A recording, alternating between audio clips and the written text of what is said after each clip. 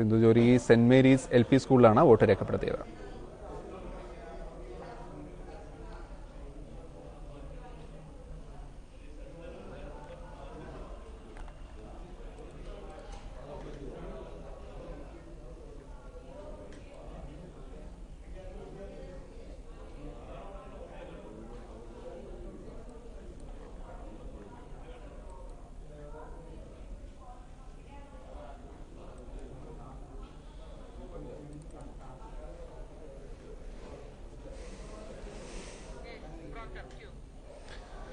മുസ്ലിം League സംസ്ഥാന അധ്യക്ഷൻ Panakkad Shihab Thangal Panakkad CKMLP സ്കൂളിൽ വോട്ട് രേഖപ്പെടുത്തി. PK കുഞ്ഞാലിക്കുട്ടി പാണക്കാട് LP സ്കൂളിലും വോട്ട് രേഖപ്പെടുത്തി. കരുണാകരൻ തൃശൂർ പൂങ്കുന്നം ഹൈസ്കൂളിലാണ് വോട്ട് രേഖപ്പെടുത്തിയത്. കോട്ടയത്തെ UDF സ്ഥാനാർത്ഥിയും ഭാര്യ നിഷയും രാവിലെ വോട്ട് രേഖപ്പെടുത്തി.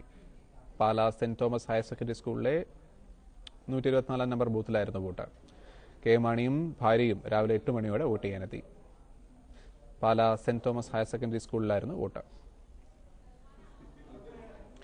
UDF convener PP Thankachan Perumbavoor Asramam higher secondary സ്കൂളിൽ വോട്ട് ചെയ്തു. LDF കൺവീനർ വൈക്കം വിശ്വൻ ഭാര്യയ്ക്കും മകൾക്കുമൊപ്പം എത്തിയാണ് വോട്ട് ചെയ്തത്. കോട്ടയം കുടയംപടി SNDP ഓഡിറ്റോറിയത്തിലായിരുന്നു അദ്ദേഹത്തിന്റെ വോട്ട്. വീടിനടുത്തുള്ള പോളിംഗ് ബൂത്തിലേക്ക് നടന്നാണ് വൈക്കം വിശ്വനും കുടുംബവും എത്തിയത്.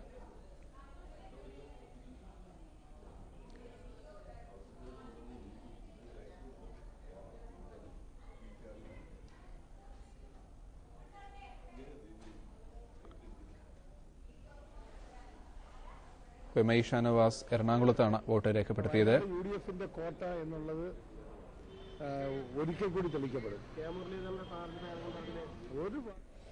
കേരള കോൺഗ്രസ് നേതാവ് PJ ജോസഫ് തൊടുപുഴയിൽ വോട്ട് രേഖപ്പെടുത്തി. രാവിലെ ആദ്യ 2 മണിക്കൂറിനുള്ളിൽ തന്നെ നേതാക്കന്മാരെല്ലാം തന്നെ വോട്ട് രേഖപ്പെടുത്തിയിട്ടുണ്ട്. അല്പം മുമ്പാണ് PJ ജോസഫ് വോട്ട് കുടുംബ സമേതനായി വന്ന് രേഖപ്പെടുത്തിയത്.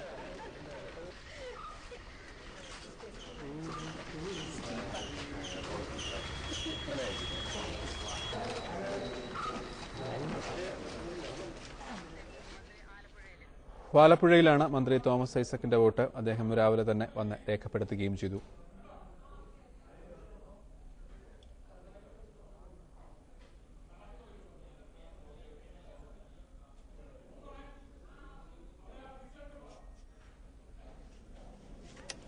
K മുരളീധരൻ വയനാട് NCP സ്ഥാനാർത്ഥി K മുരളീധരന്റെ വോട്ട്